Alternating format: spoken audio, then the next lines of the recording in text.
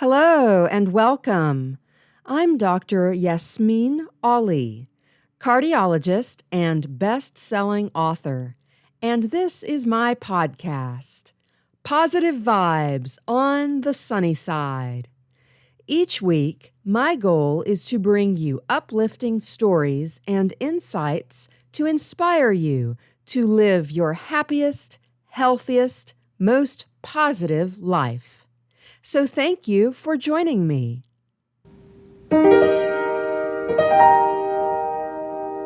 Hello there. I have a few notes before we get into today's interview, mainly to answer some of the most commonly asked questions from listeners.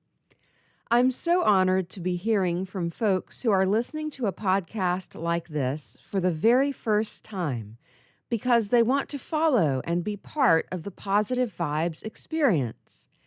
And one of the questions commonly asked is, where are the show notes? You keep mentioning, quote, links in the show notes to reference a website mentioned on the podcast, for instance. But where are those show notes? Okay, those show notes are on your screen on whatever device you're using to listen to this podcast. If you're listening on Apple Podcasts or Spotify, for instance, you'll see that every episode of the podcast has a description telling you what this episode is going to be about. Only a couple of lines, if that much, of the description are shown, but you will see the word more, M-O-R-E, in capital letters in that preview of the description. Just click on that word, more, and you will see the rest of the episode description. That full description is what is referred to as the show notes. And in those show notes, you will see not only the full description of what the episode is about, but you'll also find the show links. Click on any of those links to go to the website described. Now, if you're listening to this podcast on YouTube, unless I mention otherwise in the introduction, it's going to be an audio-only episode, although you will still see a static image on your screen as the audio is playing. To see the show notes on YouTube, just scroll down your screen until you can see below the podcast image in the YouTube player. Below that, you'll see a button with thumbs up to hit like if you like the episode, and I hope you will click that button. You'll also see a button that says subscribe. Please click that too. And below all those, as you scroll down the screen, you will see, usually in a gray box, the first sentences of the podcast description, followed by a, you guessed it, more. Actually, on YouTube, it's ... more. Just click on that word, more, and you'll get the rest of the description, which comprises the show notes. And you'll also see all the show links you can click on to be taken to the websites mentioned in or pertaining to that episode. And that's all you have to do. I hope you'll take the chance to check out some of the links, because each episode is full of new information to explore and discover at your own pace and preference. Now, on a different note, with the rise of AI, artificial intelligence, and deep fakes, I have to make this announcement. It's been reported that several prominent physicians have had their likenesses and voices stolen and used, often by foreign companies or agents, to endorse any number of commercial products. I haven't seen that done with my own likeness yet, but I want to be sure you know that I have not publicly endorsed any product or health company as a physician in a video, nor do I plan to do so unless it is on this podcast or on my own website, www.yasminealimd.com. That's YASMINE ALIMD.com. So if you see it anywhere else, it is likely an AI fake, and you shouldn't believe it. That's if it's an endorsement of a product or company. And of course, if you ever have a question about that, you can always check with me via my website, which has a contact page at www.yasmineollimd.com. And that link will be in the show notes, which you now know how to find on your screen. And with that, let's get into today's interview. This is a Positive Vibes interview episode. The Positive Vibes podcast strives to present a variety of viewpoints from all walks of life. The opinions of interviewees are their own, and you and I may not agree with everything that everybody says. In fact, I'd be worried about us if we did. But all of my guests share this in common. They are positive people who take action to improve themselves and the world around them. And I find that I learn something from every single one. I hope you will too. Hello again, Dr. Yasmine Ali here. Today on the Positive Vibes podcast, I'm honored to be speaking with Dr. Sarah Samaan, retired cardiologist, certified mindfulness coach, certified time management coach, and master certified physician development coach. Dr. Samaan, or Sarah as I know her, is a cardiologist and author like myself. We also share being alumnae of Vanderbilt University School of Medicine.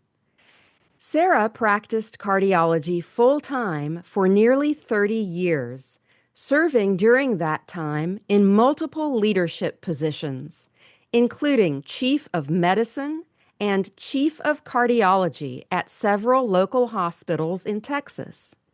She was also named a Texas Super Doctor by Texas Monthly Magazine for about 10 years running. She retired from clinical practice in 2022. I think of Sarah as a true Renaissance woman, which is one of the reasons why I'm talking to her for Positive Vibes today.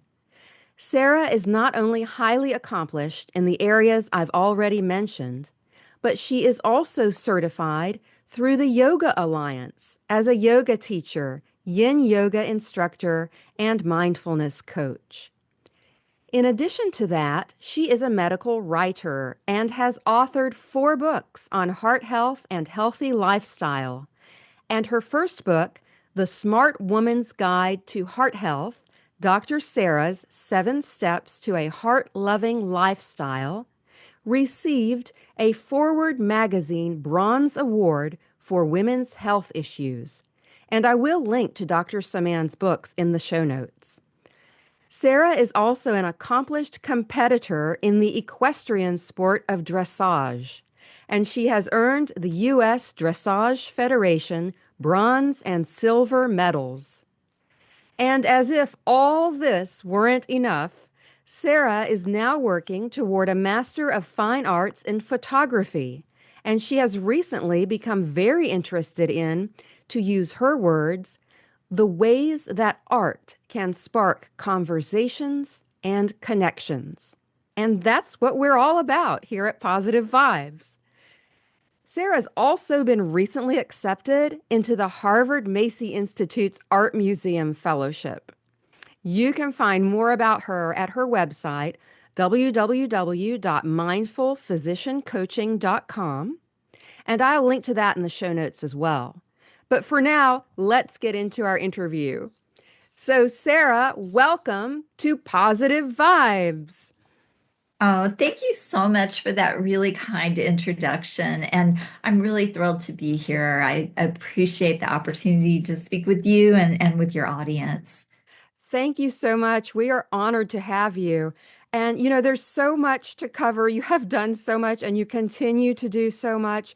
But maybe let's begin at the beginning. Did you always want to be a doctor? I wanted to be a veterinarian for many, many years. So that was really the first path that I went down. And then when I was in college, I worked for a veterinarian and I realized that it just wasn't for me, for a number of reasons. And so then I pivoted to human medicine. And I actually thought I was going to be a psychiatrist. I was very interested in the way the mind works and sorting out the complicated aspects of our mental function. But cardiology was what really called to me. And so that was the direction that I went. I'm curious, as a cardiologist myself, I know the answer to this for myself, and I always like to ask other cardiologists, when did you know you were interested in cardiology?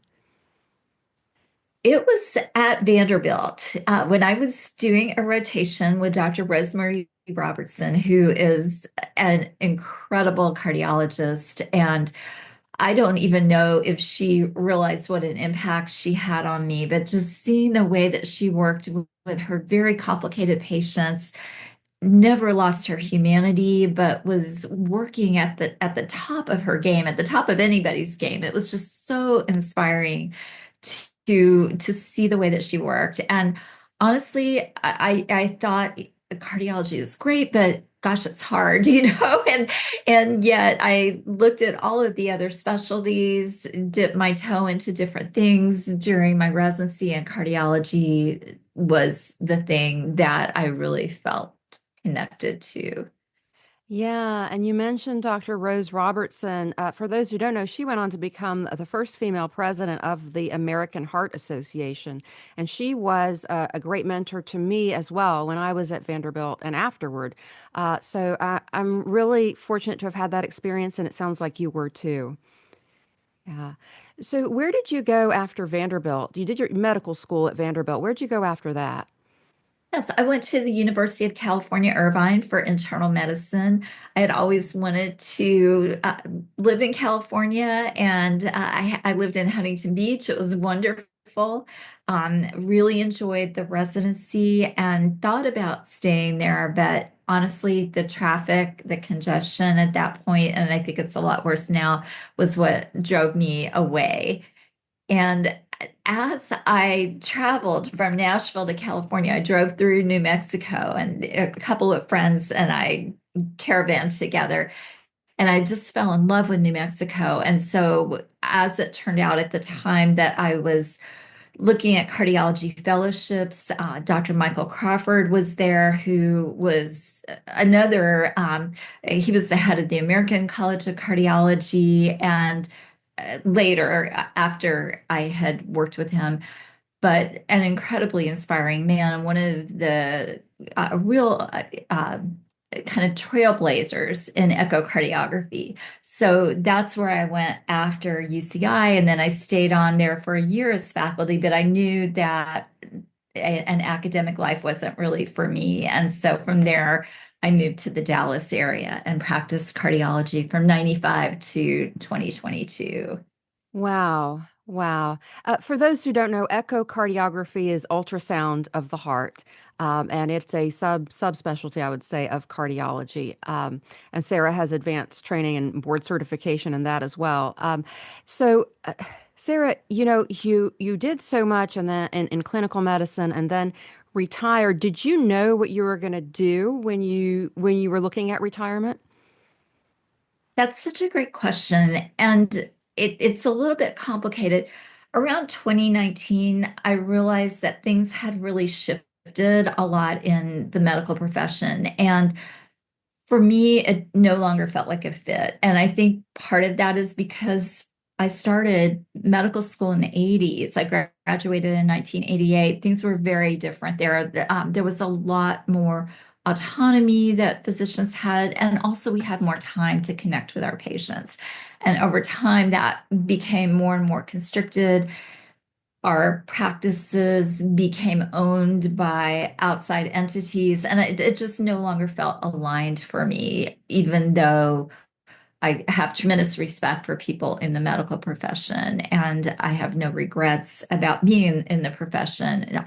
It gave me so many opportunities, and I had so many wonderful patients. But around 2019, I realized that this was not sustainable for the long term. And at that point, I was getting to a time in life where it would be reasonable to move on. And I had a degree of comfort to leave. So I actually worked with a coach to try to find my way because I didn't know anybody who had done anything like leaving and then going into a completely different world.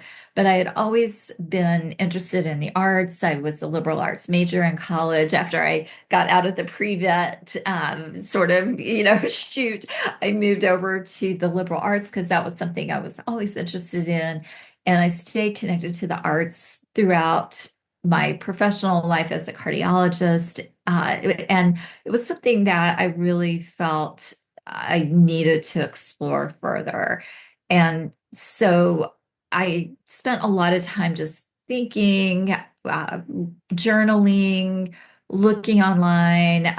One thing I kept looking for is somebody who had done the same thing. I couldn't find anybody who had done the same thing, and I realized I just had to make my own way. And that's where working with a coach was so helpful because it gave me permission to talk about this and explore these ideas, which I could not have done with people that I was working with. Nothing against the people I was working with. It just wasn't something that I felt comfortable even bringing up. You remind me of a little poster that I have had above my bed really since I was in high school, I think. And it says, "Do not go where the path may lead. Go instead where there is no path and leave a trail." And Oh, it sounds like, there is a full poem around that, and I'll find it for the positive vibes folks at some point. But that's a paraphrase of that poem, and that's the quote that was put on the poster that was available to me when I was in high school. And I've never forgotten that. And it sounds like that is what you are doing or began to do in 2019. I'm really, yes. really interested in that. And so it sounds as though you had interests that informed your career direction or your career pivot or change, or even, I mean, how would you describe it actually? Do you think this is a career change, or you think this is a retirement direction? I think really I would call it a career change, even though I'm not generating the kind of income, and I never will. I don't expect to ever generate that kind of income. But I don't really see this as a hobby. I see it as this is my life now. And actually I've been able to transfer these interests back to the medical profession, which I never expected to be able to do. And you mentioned the Harvard Macy Fellowship, and I'm happy to talk about how I came to be part of that. And I've actually been able to bring back the experience of art to medical students in a way that helps them to communicate more freely and develop more cultural competence, more comfort with ambiguity by using art as sort of the third object. And so, again, even though I don't consider that a way to support myself, so to speak, I see it as a way, well, not a way to support myself financially, I should say, but it's a way to support something, that really matters to me. And it's just really exciting to see how following your passions and making your own trail, as you mentioned, can lead to so many interesting opportunities. Yes, absolutely. So please go ahead and tell us more about this connection with art and medicine and about the fellowship, since we're on that. Yes. So the fellowship starts in October. So I haven't started it yet, but I've done a course through Harvard. I did a 6-month course on visual thinking strategies for healthcare professionals. So that's and the way that I found that, again, these connections that you start to make if you stay open to ideas and to communicating with people, opportunities start to rise. So I heard about this program through another coach. So I'm a physician coach and a mindfulness coach, and a coach that I know through a kind of workshopping process that we do regularly, introduced me to somebody at Harvard who was doing this work because I just expressed my interest in somehow connecting these two things. And I'll just back up one more step, not to get too complicated. But when I graduated, or when I graduated, when I retired, when I graduated from cardiology. One So of the when many times you've graduated from something, we understand.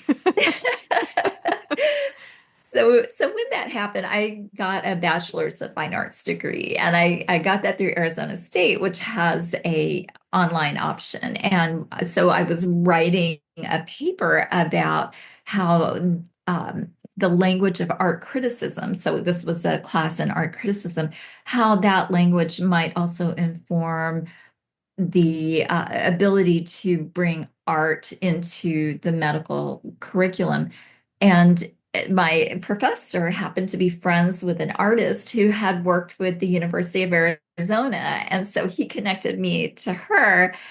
And so that was really exciting. And then I was talking to this friend about it, who used to work at Harvard, and she put me in touch with people that were doing this kind of work in a very focused and well organized and really evidence-based fashion. And so that led me to a course called Visual Thinking Strategies for Healthcare Teams, which was a 6-month course that opened up all of these other possibilities for me.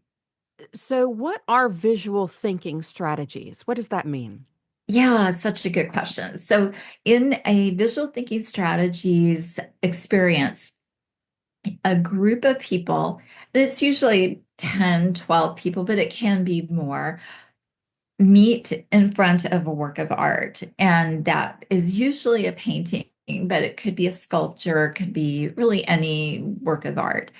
And you don't have to have any experience of art, even any interest in art. And you don't have to come with any knowledge whatsoever, but it's just being open. And we're using this experience of art as sort of a neutral thing.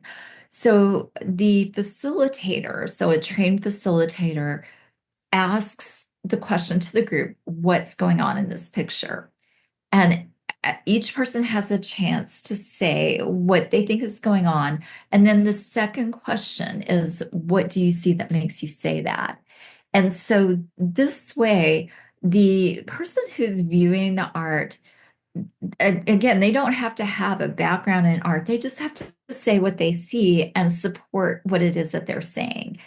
And then we go on to the next person. What more can we find? We link the observations together as the facilitator. I'm paraphrasing what they're saying. So I'm sort of speaking back to them what they have noticed. And in this process, it really creates awareness, not only of our own way of looking at things and maybe our own hidden biases or our own assumptions, but it also allows us to see how other people might see the same exact thing very differently. And sometimes the interpretations are diametrically opposed.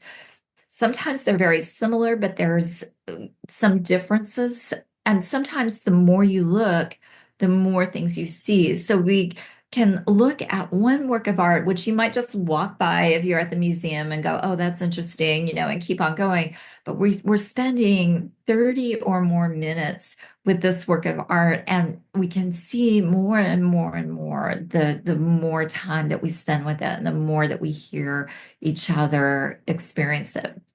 So this has been used in a number of different ways. It's been shown to improve close looking, so very practical skills, attention to detail for medical students, but also improving teamwork, improving communication, and comfort with ambiguity, because we start to realize there's not an answer. The artist may have painted this with one thing in mind, but we don't know what that was. And when an artist releases a work into the world, it's no longer theirs. So we all have our own experience of this work.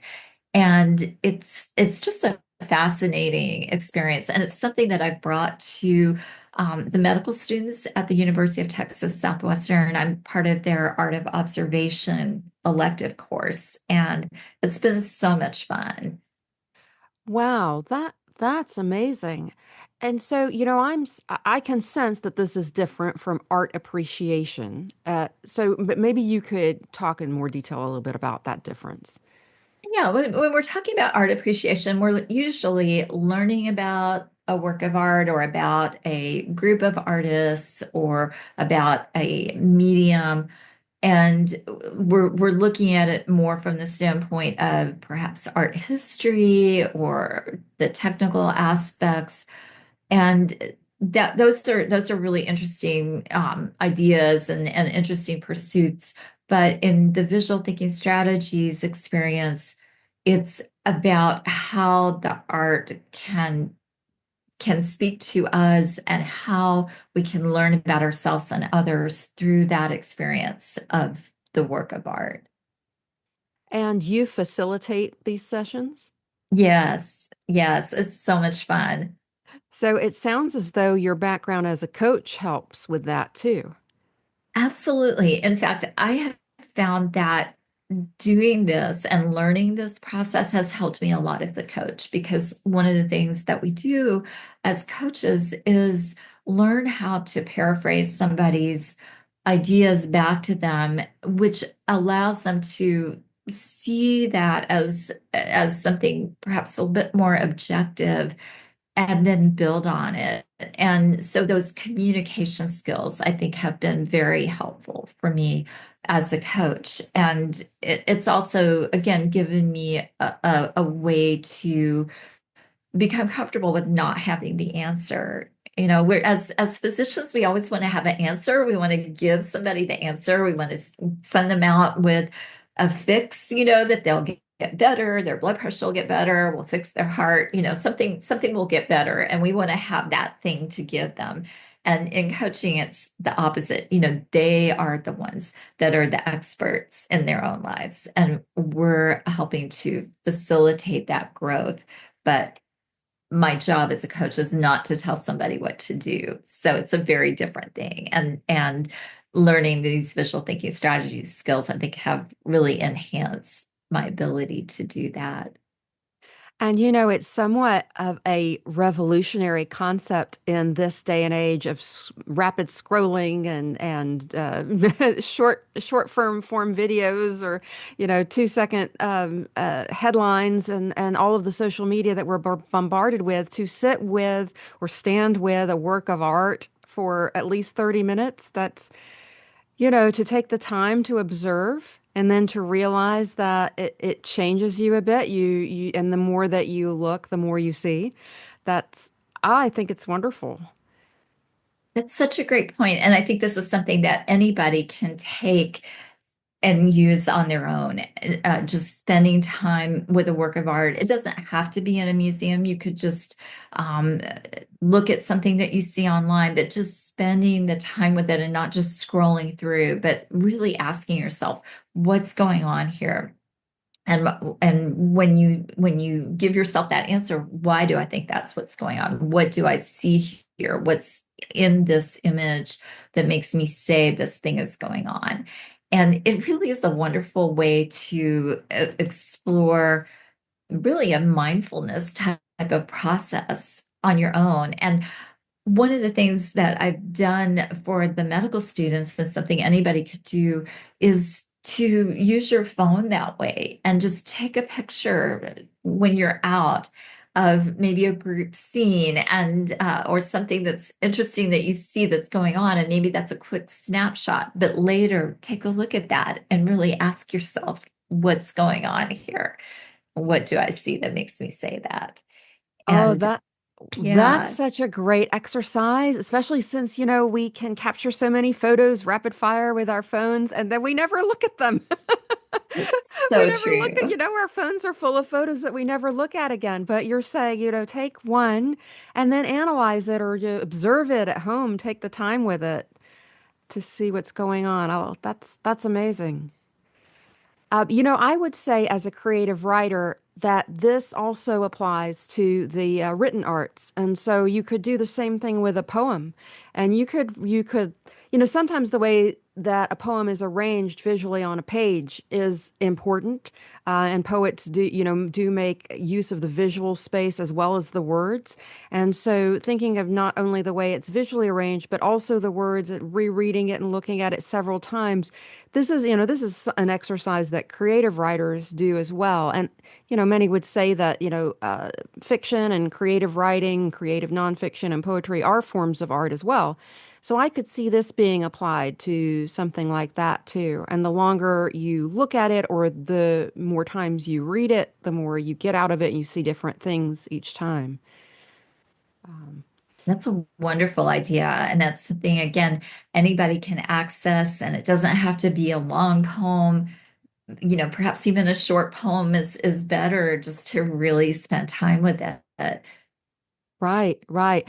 And now you mentioned mindfulness and how that works into this. And, something I was actually thinking about as I was looking and reading about all you've done is I do see a theme of mindfulness running through much of what you have done and much of what you've been interested in, yoga, dressage, photography, art. Uh, could you just speak more to mindfulness and, yeah, just speak more to that? So just to kind of give the definition, mindfulness is paying attention on purpose in the present moment without judgment. So it's being in the present moment, not in the past, not looking towards the future, but really being with what's happening right now and paying attention. And and also without judgment, so without expectation. And it doesn't mean that you're just willing to let whatever's happening happen. If something bad is happening, it doesn't mean you just accept that, but you notice it, you're paying attention, you're in the moment. And I actually think that for physicians, or really anybody that works with people, or animals, this is a really important skill to develop, that ability to be present, to stop and pause and be with the person opposite you, feel and hear what's happening right now. And it's something that I think a lot of times it seems out of reach, but it's not. All it takes is just stopping and pausing and taking a deep breath and being with that person. But you're right. And the funny thing is, when I was trying to figure out what I wanted to do next, I would do these mind maps, and I would just kind of map out what are the things I liked. And I knew that there was a connection, but I couldn't figure out what that connection was. And I finally came to understand that it was that experience of mindfulness. Okay, I want to ask you more about that. I'm very interested in the mind maps. What are those? How do you do them? Maybe it may be too complicated to say, but if there's a simplified version you could give us. Yeah, so for me, and I think there may be other ways to define it, but when you're making a mind map, you kind of write out different things that you're thinking or that you're feeling or different concepts, and you connect them in different ways. So one way to do it, you might start with a central idea and then come up with other things that just spring out of your head, and just write all of those things down, and then start to connect them and see what else comes from those ideas, and then start to connect those other, third level, fourth level ideas that come to you, and just finding ways that maybe those things connect unexpectedly, and then coming up with perhaps an overarching theme. So there's again a lot of different ways to do this, and I think as a writer, that may be something that you're familiar with, perhaps more so than me. I'd love to hear your perspective on that.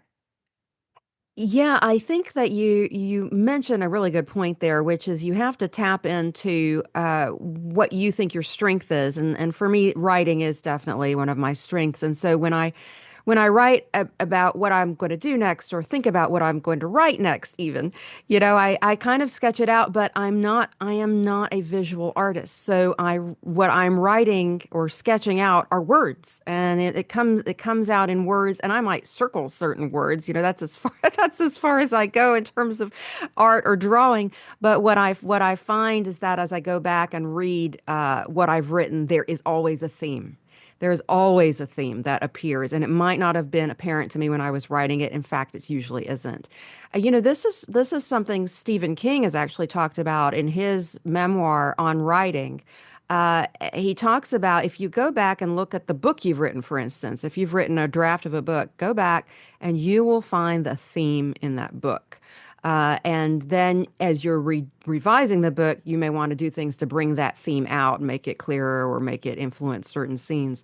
But I bet you see that as well in your mind maps. In fact, I think you said that mindfulness appeared to you as a theme. And I'm curious, when you did your mind map, was it just one map? Was it several maps? Did it take one sitting or several days? Or what was the process? It was something that I did kind of late at night when I was working. And I think for me, late at night, kind of my inhibitions drop. I'm less kind of focused on controlling my thoughts. And so I would just write these things. And then, maybe a few nights later, I would look at it again and start moving things around and just kind of look at it and think, what am I trying to get at? Like what is this? What are these ideas leading me to? And so I found that to be really helpful. And then I also found another thing to be super helpful was that I had to get out of my head and actually into action. And that can be hard. And That can be the hardest part. yes, I totally agree. It's just really easy to just do, and just uh, make yourself go round and round in circles. And sometimes it just feels overwhelming to get started, but it doesn't matter what you do if you just get started with something. Maybe even say 5 minutes, I'm going to do this, maybe this craft that I want to do, or I'm going to write this, outline, and I'm just going to give myself 5 minutes. Once you get started, it's often easier to keep going. You And know, Go ahead. Go ahead. there's a quote from Picasso that I really like, and the quote, the translation is something like, "The muse finds you working," which means you're not going to get your muse come knock on your shoulder and tell you a great idea. You have to be working, and then she shows up.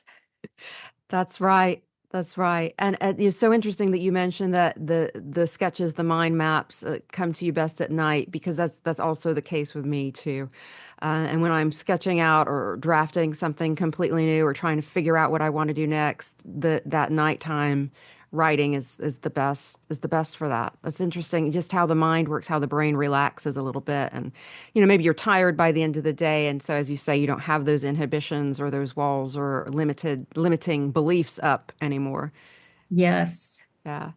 Yeah. So, I want to ask you, I think this is a little bit connected. I'm just wondering, what is the role of meditation in mindfulness or in, thinking about big change you want to make like this? Because when a lot of people hear about mindfulness, that may be the first thing that comes to mind is meditation. Yeah, it's such a great question. So mindfulness does not necessarily mean meditation, but meditation is a way to access mindfulness. And it doesn't mean you have to sit in a room for 30 minutes or an hour and, chant or anything like that. You can just take 3 minutes and just sit quietly and just notice what's happening.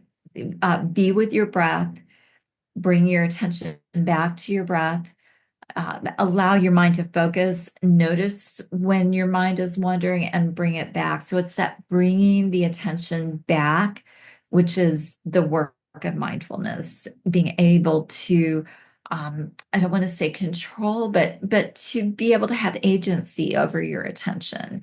And being able to own your attention. And that's really kind of the essence of mindfulness, is that presence with yourself and presence with others.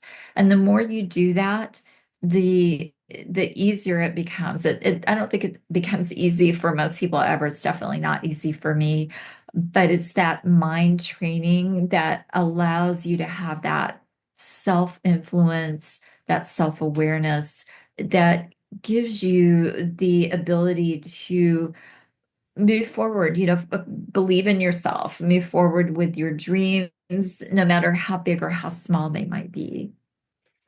Do you still do mindfulness coaching? I don't do specifically mindfulness coaching, so I only coach physicians at this point. But I use mindfulness type of techniques in my coaching if that's something that people want. Even without specific mindfulness coaching techniques, my coaching is informed by mindfulness, that being present, with the people that I'm with. And so I think that mindfulness kind of informs the way that I am able to connect with people. Yeah, yeah. And you mentioning it as a theme throughout your life, I want to go back to that a little bit because we talked about how at the top how you have been a yoga instructor, how you participate in dressage and uh so let's go to yoga. How long have you been interested in yoga? What got you into it? Do you still practice?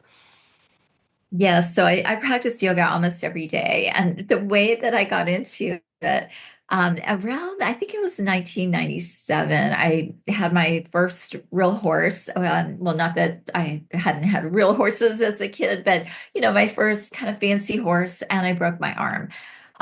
Just a few months after I got him. Yeah, it was unfortunate. And it was my left arm, not my right, which I'm right-handed, so I guess it could have been worse. But it was the first time I'd ever really had an injury like that. And I realized that part of the reason it happened, there were a number of things, but I needed to have more control over my mind and body. I needed to be able to connect those two in order to connect better with my horse. And so I started looking for, what can I find that's going to allow me to do that? And so it started out as a very practical pursuit. And at that time in 97, there weren't a lot of yoga studios. So I found a really good one with excellent teachers. And what I realized, and this is a story I really like to tell, is after a few months of doing yoga, I started noticing that I was slowing down, taking a deep breath before going into a difficult patient's room, a complicated situation. I was just taking that moment to pause and take a deep breath. And I still remember noticing that and just being really surprised, like, what is going on? Because that was before everyone was talking about mindfulness. And yet I had kind of absorbed that from these really excellent yoga teachers that I had been working with. And so that really changed my life in so many ways and just very unexpectedly. And it started because I broke my arm falling off my horse. So, yeah. Wow, wow. As a lifelong martial arts practitioner, I can relate. Oh, I can relate to what you're saying and the usefulness of it in many different areas of your life. And with martial arts, if, for instance, if you're sparring and you learn, okay, let me step back. In martial arts, you learn the mindfulness parts from many different exercises and different parts of the practice. But when you perhaps notice it the most is when you're sparring. And if you're sparring with a partner and you are not mindful, someone will get hurt. So, so it's really paramount, and you see this with the black belts and how much control they have over their bodies, over their kicks, over their punches, over everything they do, and it's not coming necessarily from their physical motions, although they've practiced that thousands of times. It's coming from their mind. And we one of the things we used to do in martial arts testings to advance to another belt level was at the end of your part of the testing, you had to break boards, and you had to break pine boards, 1 inch thick pine boards in different configurations, and maybe there would be three or four boards that you had to break through. I've seen also martial artists. In fact, my sister, I've seen her break through bricks and concrete blocks, and Oh my goodness. that is in your head, okay? That's amazing. It's amazing because you've trained your mind. And so I think, you have seen this too in yoga and probably in your application to Mhm. dressage. And so I want Yeah. to ask about that. How did it apply to dressage? Like, what did you notice then? And let me step back a moment because everyone listening may not know what dressage is. So let's talk about what dressage is. And people who have followed Positive Vibes in my newsletters know I love horses. So folks, we're going to talk about horses. So, Yay. all right, Sarah, Of course, it's here with dressage. us. So dressage is sort of like a combination between yoga and dancing with a horse. It's an Olympic sport. So they often will show what they call freestyle on TV, which is dressage to music. Although we don't always do dressage with music, but it's a connection with the horse where your body movements are extremely subtle so that somebody watching cannot necessarily see what the writer is doing. And yet it creates these really intricate and complex movements that require a lot of strength and balance from the horse. It's basically elevating the horse's natural movement. So we're not asking the horse to do something that's not natural to them, but it's these natural movements that they might not, be doing all the time. So we're kind of compressing the movements in that way, and it's really beautiful. It's something that the horses that do it at the high level really enjoy it, and I can say my horses really like to work. They also like to relax, So we don't work all day long. They work for like 45 minutes a day, a few days a week. So it's not like they have this really intense life. But it really is this connection. And so you have to be present because for a horse, time is just right now. It's not yesterday, it's not tomorrow, it's what's happening right now. And so you really have to be present. And if you let your mind wander, you're gone, that you've lost the moment and then you have to really start all over again. So it really is, it's a beautiful connection. And you said horses plural, so you have more than one horse now? I have two. Two Yeah, horses. two girls. Yes. Two females. Okay. And like, what do you look for in a dressage horse? Like, can any horse do this or what? Interestingly, especially at the lower levels, you'll see all different kinds of horses at the shows, which is really, really fun. You'll see ponies, you'll see draft horses. The typical horses that do this are what we call German warm bloods. So they're, or sport horses. So they're bred to be very strong and to have that kind of mindset that makes them want to do this. But depending on the level, most horses can do at least the lower levels of dressage if that's something that you choose to do. But it does take very dedicated training. And for listeners, you really have to see this to believe it and to fully get what we're talking about. I really encourage you to look up dressage, dressage, if you haven't seen it before, and look at videos online and see what the horses are able to do under the direction of their riders. So, Sarah, how long have you been doing dressage?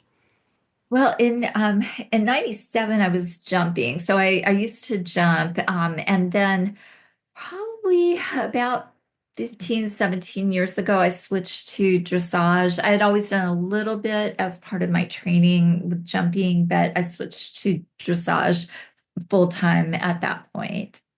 And I think it takes a certain amount of courage and fearlessness to be a jumper.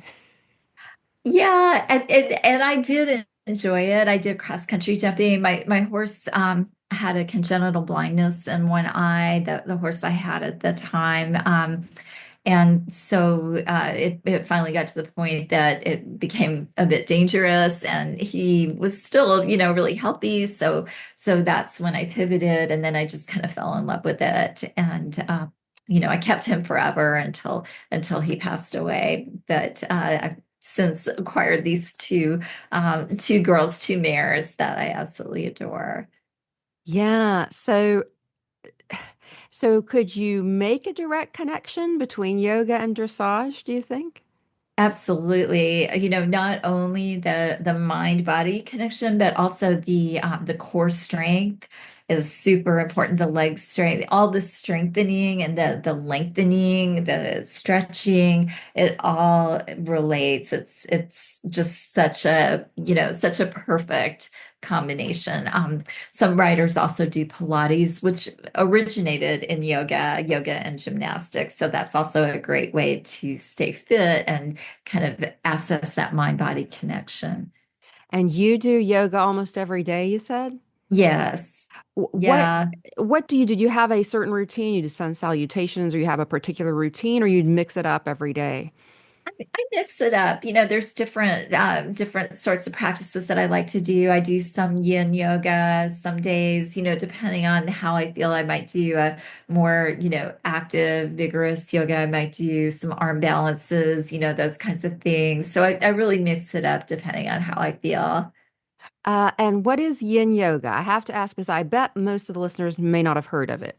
Yeah, so yin yoga is really a very mindful practice, but it's deep stretches and holding them for at least a few minutes. So it's not the restorative yoga where you're fully supported. It's although we do use props in yin yoga, but it's more of an intentional kind of deep stretch and kind of finding your edge, holding that, and then feeling that release, and then maybe going a little bit further. Yeah. Yeah. Okay, so take me now to photography. Like how you're still pursuing your master's of fine arts in photography. How did that come about? Have you always done photography or how'd this come about? Yeah, I've always enjoyed photography, and I always wanted to know more, and didn't really have a lot of time to do that in my medical practice. But I just, started. Thankfully, there were a lot of online classes that finally emerged, and so I was able to learn a lot of the technical skills that way. Because photography, it's a lot like cardiology. There's a lot of technique involved, but there's also that mind connection, that mindful connection, and the art of it. So learning the technical skills was something I really enjoyed because I think I have that part of my mind that works that way. But yeah, so it was something I enjoyed. I'm not I can't paint. I'm not good at stuff like that, but I really like the way that photography allows you to express yourself in a different way. And it also is a great way to explore ideas. And another thing that I've learned is it's a good way to connect with people, surprisingly, that a lot of times people are really open to having their photograph made, and it's a very fun way to meet other people. Yeah. Is there a particular camera that you like to use?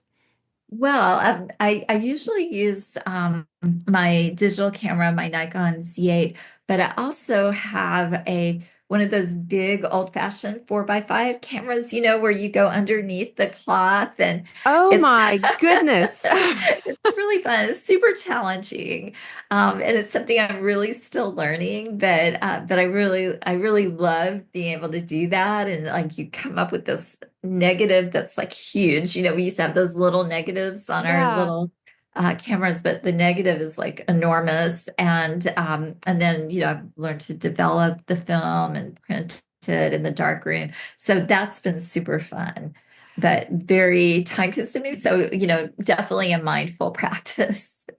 Right. Do you have a dark room? No, but there's one about 30 minutes from where I live. And so when I was in, well, with my master's degree program, that's something that I've had access to as well. I see. Wow. Wow. That's just phenomenal. You know, y- do I don't even know where to tie this all together, Sarah. Like you have done so many things, and you're looking at now teaching medical students next. And what do you think of all of this? It sounds like you're going to continue doing all of this and then just incorporate it into maybe a balanced life. What are your thoughts? Yeah, that's what I think. When you follow, there's another quote that I really like. It's follow your bliss and doors will open when there where there were only walls. And so that's kind of what I've been doing. And doors have opened, and it's just interesting to see how these threads are kind of finally weaving themselves together. Um, I've been fortunate to have the time and the opportunity to pursue these things and to keep moving forward. I think it's really, really important to allow yourself to be a beginner, to allow yourself to know nothing and to admit that and let people help you. Because there's a lot of people that want to help, and you don't have to be the expert. And that's something that I've really enjoyed also. And your expertise will eventually develop. And especially when you're able to combine it with something that you already have or you already know. And we all have our own areas of interest and expertise. You don't have to be a cardiologist. You can be anybody in any field of life. There's something that you know that other people don't know, or that you have experience in that other people don't. But again, just finding these things that really interest you and just pursuing them. And one thing that I find especially challenging in our current age is the internet and social media, and how things really want to sap your time and your energy. And so you have to be always aware of that.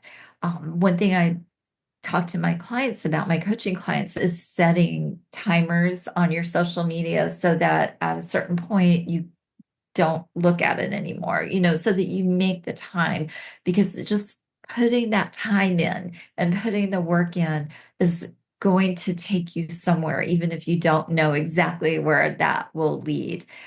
But don't allow yourself to get pulled into these energy wasters.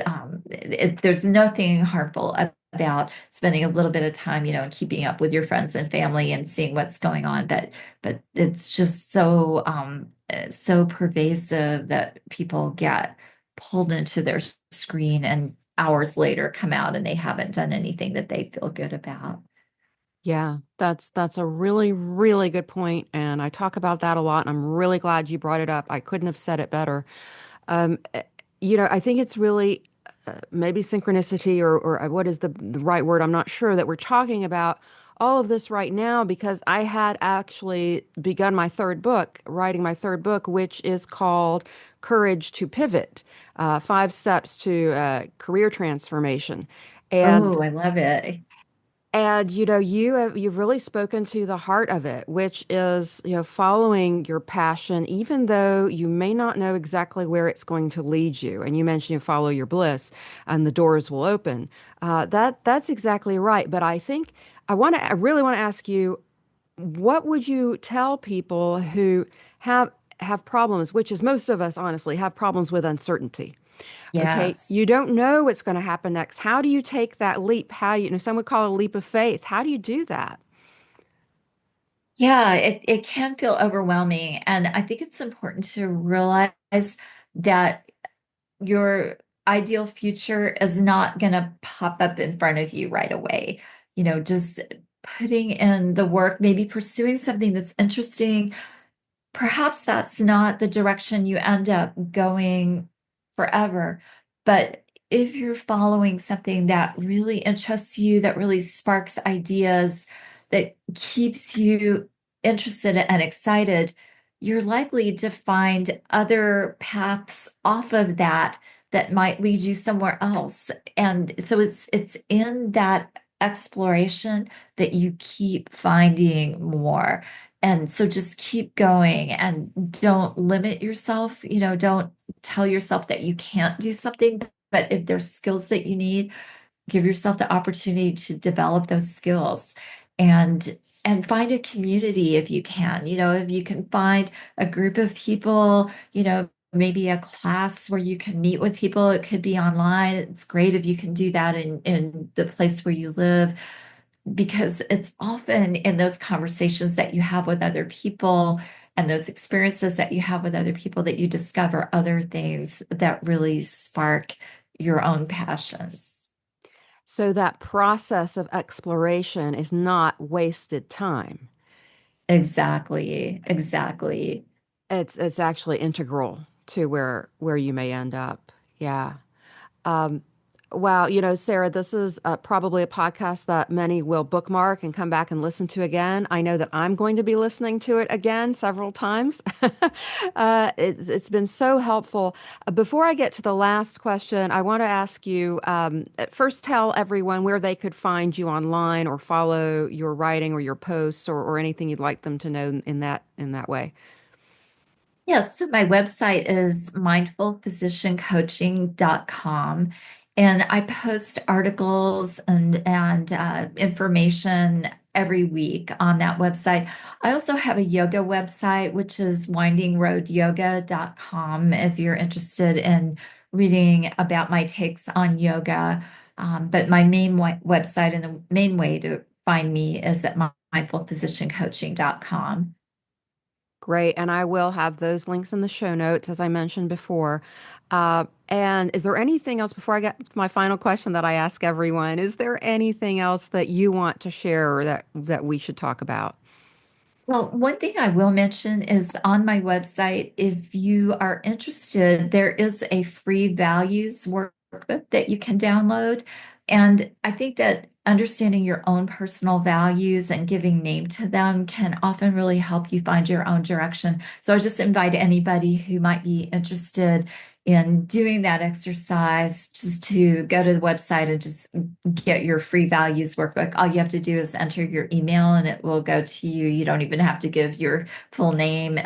But I'm delighted to share that with anybody. You don't have to be a physician to get that.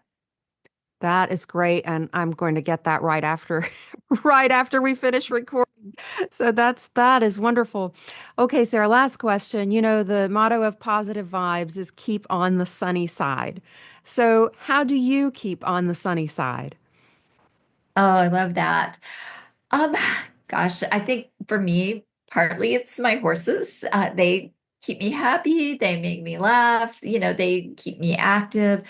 So that's one way. And just being creative, even if what I make is not worth anything to anybody else, just having that ability to practice a creative craft, I think is a wonderful way to stay positive. Absolutely. That's wonderful. Sarah, thank you again for being on Positive Vibes and sharing your wisdom with us. Oh, thank you so much for having me. This was so much fun, and I just really appreciate the opportunity to be here.